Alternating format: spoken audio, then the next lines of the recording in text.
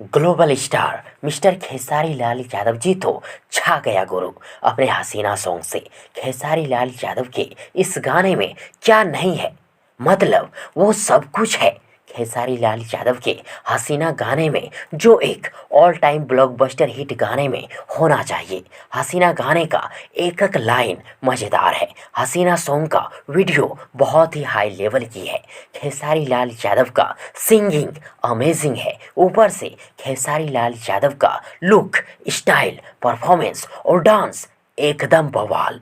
मानो खेसारी लाल यादव ने डांस कुछ ऐसे किए हैं इस गाने के वीडियो में जैसे कि बॉलीवुड का मंझे हुए एक्टर डांसर ऋतिक रोशन, वरुण धवन और टाइगर श्रॉफ हो। अरे हाँ यार, खेसारी लाल यादव अकेले भोजपुरी इंडस्ट्री के लिए टाइगर श्रॉफ, ऋतिक रोशन और वरुण धवन है।